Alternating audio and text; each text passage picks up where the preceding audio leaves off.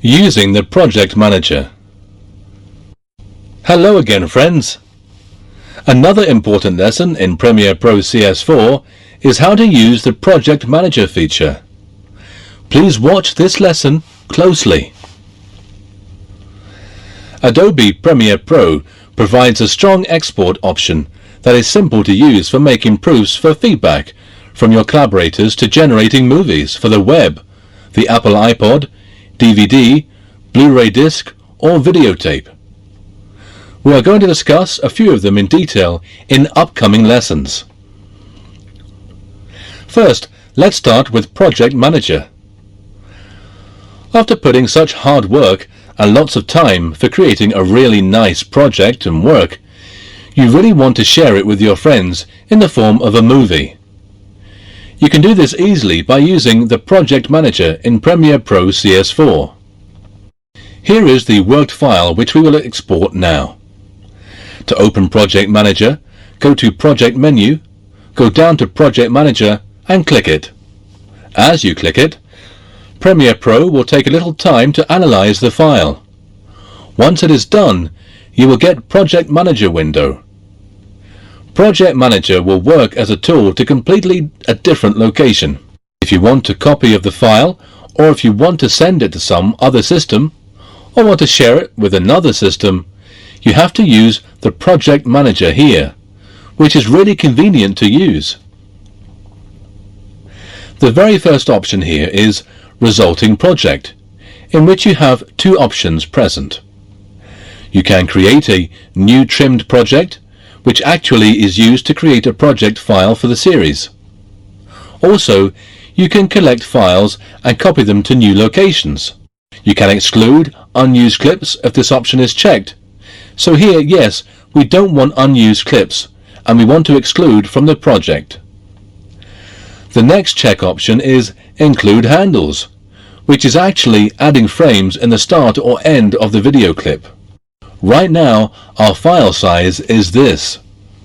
If you want 2 seconds before and after the clip, you have to change it to 60 frames. To do this, just click on the values and enter the required value. Once done, click somewhere outside and it will be done.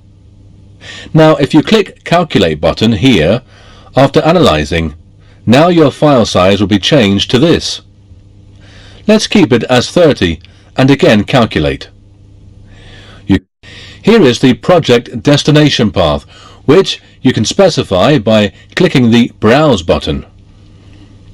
Before closing, let's check the changes which will happen when we select Collect Files and Copy to New Location option. We've got some new options here like Include Preview Files, Include Audio Confirm Files, and the same Rename the media files to match the clip name. Now if we calculate, the resulting project size, result, will come very near to the original project size.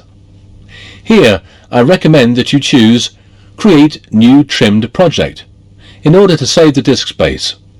So choose it again. So this is now all about Project Manager. You can click the OK button in order to trim the project, which will reduce the project size. As you click it, Premiere Pro CS4 will take a little time for trimming.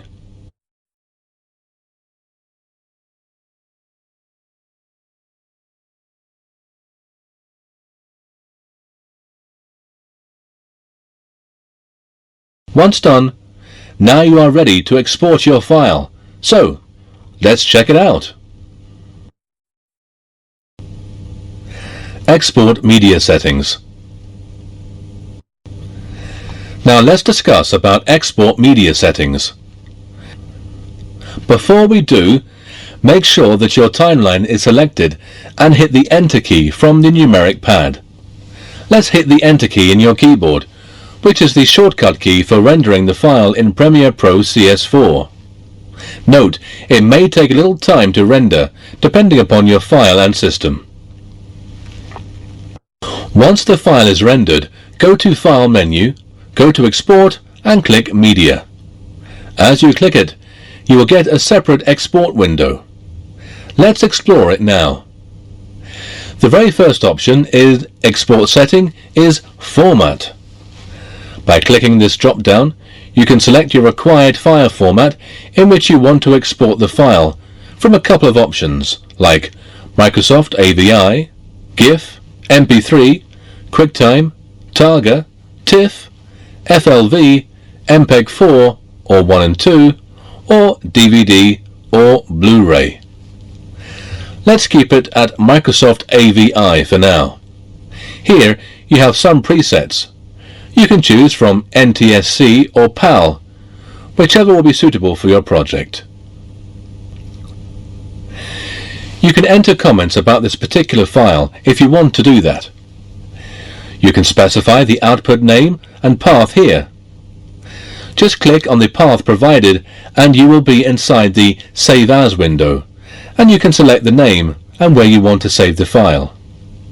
Let's come out of it because this is okay for now. You can export only video or only audio or both. You can check the option according to your requirement, but for now let's keep both selected. Here at the top left side we have two tabs present, Source and Output. Source is what we have got right now, but suppose you are changing something using presets. Then those changes have been shown in the Output tab here. Right now, as we have not done any changes, it's pretty much the same. But let's select some options from the preset list. And now, if you go to the Output tab, you will get the change right there. So let's go back to the original. If you notice, you've got a crop tool here.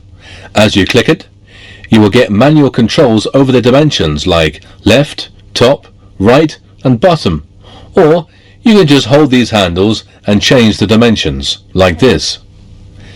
You can see the difference in Output tab. As you can see here, this particular footage is cropped, but it's aligned to the center. This is because a crop setting is Scale to Fit. One more option in this list is Black Border, which will cover the cropped area by a black screen. Let's keep it as Scale to Fit. In Source tab, once again click on the Crop tool in order to undo the crop. You have got a timeline here for your convenience and also the Zoom In drop-down list. If you want to export your file as an image format, you have got two simple options here. One is Targa and one is TIFF. Let's select Targa. As you do this, the presets will change a little, and if you notice, we have only Export Video selected. OK, let's click OK and see what will happen. Once you click OK, Premiere Pro CS4 will take you to the software Adobe Media Encoder, which comes with Premiere Pro CS4. When you click OK, the file is not getting exported. It is literally sat in a queue waiting to be exported. You can see the whole properties which we set here. Like here we have source name, format, preset, output file, and here is the status, which is waiting because we have not clicked Start Queue.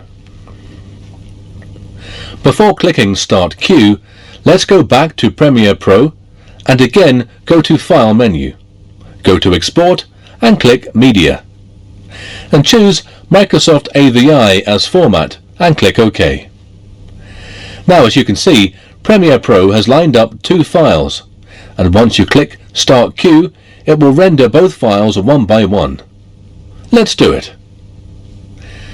The first one was done quickly because it was just an image. You can see the preview of the rendering file right here.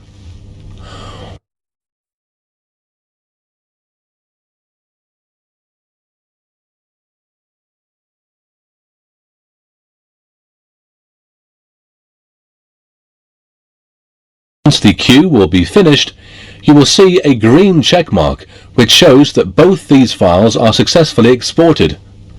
Come out of it by clicking the cross.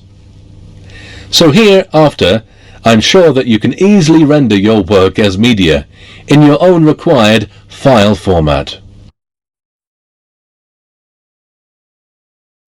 Exporting to web overview. In contrast to broadcast media or storage-based delivery media, such as DVD or videotape, the web accommodates a wider variety of video and audio standards and devices. While a growing number of viewers have a broadband internet connection that can support relatively high-quality content, others may use equipment that support only low data rates and, therefore, lower quality content. For this reason, it's often necessary to export your project in a variety of formats, each tailored to different audience viewing capabilities. The Adobe Premiere Pro export setting contains presets for many bandwidth scenarios, so that you can more easily match your output files with the viewing capabilities of your audience. There are different types of web delivery. Compared with other delivery media, web standards for delivering video and audio content are varied and inconsistent. Audiences view content over the web using a variety of software and hardware configurations that support a wide range of data bandwidths. For this reason, there are numerous codecs designed to make video web-friendly. With its export settings, Adobe Premiere Pro includes a number of presets that aid in formatting a movie suited for particular audiences, according to their system's capabilities. Many formats employ the following technologies. Progressive downloadable video. A progressive download movie can begin playing before it is completely downloaded. The movie player software, such as QuickTime Player, Windows Media Player, or Real Player, calculates how long it will take to download the entire movie, and then begins playback once enough of the movie has been downloaded, so that it can play back uninterrupted. Video. Streaming media delivers video over the web or other networks without downloading a file to a hard disk, comparable to the way a traditional broadcast works.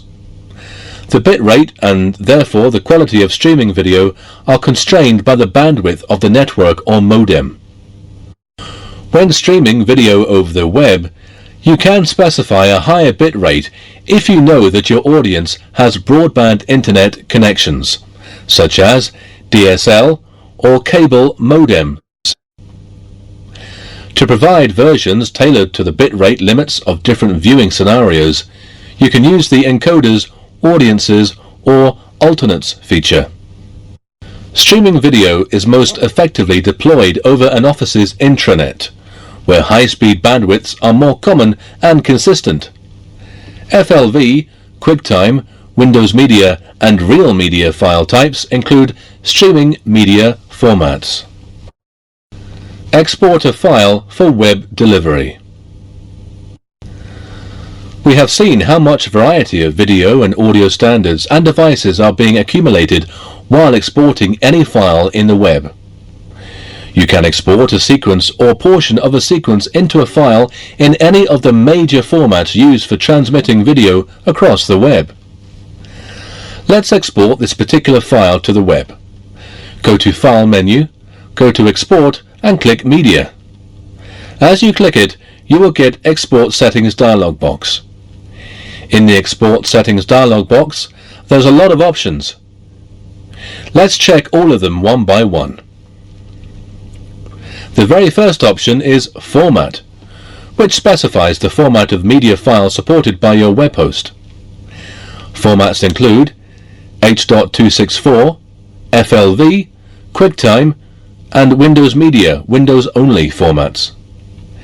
If you want to export your file for Google Video, MySpace, Yahoo Video, or YouTube, select H.264. The next is Preset. Here, choose the option that is most closely matching of your specifications of the web host. You can customize the settings for a perfect match and save them as a new preset. MySpace, Yahoo Video, and YouTube appear in this menu if H.264 is selected in the Format menu. The rest of the options here are the same as we have seen before for exporting a file for media. So, fix all the settings carefully, and once finished, click OK. As you click it, Premiere Pro CS4 will take you to Adobe Media Encoder CS4 software.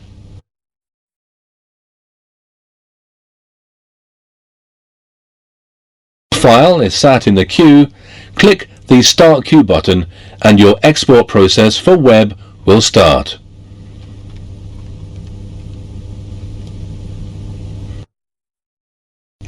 Exporting to DVD. Hi there.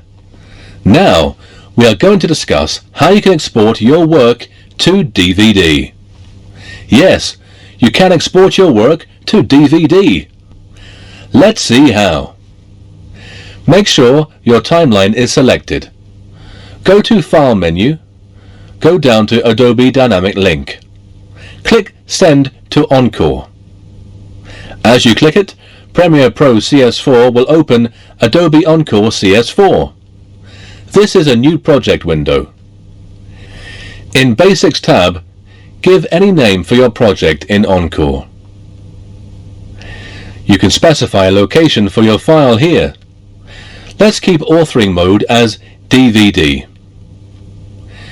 You can choose television standard as NTSC or PAL. As you can see, we have one advanced tab next to Basics tab. This bitrate is fine, and we are using Dolby Digital scheme. Once done, click OK. Here's our imported file. Just double-click this icon, and what it will do is it will put the file down in the timeline. You can place some chapter markers there if you want, but right now let's just keep it as it is. Usually on a DVD with media on it, you have to have an end action, whether the one would be to go to the menu or go to the track. Always make sure that you have set an end action. You can do this right here in End Action.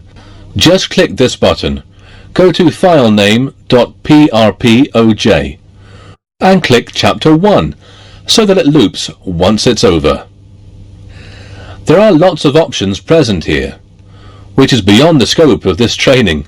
Here we are just discussing how we can export any file to DVD.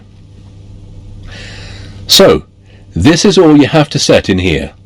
Once done, go to Build tab. Here, make sure the format is as DVD. If you scroll down a bit, this is the disk info, how much memory is used and how much is free. You can name your project here. Click the Build button. Depending upon your file size, Encore will take time to write the file on DVD. Once you've got your file written to DVD, take it out from your tray and play it in any DVD player.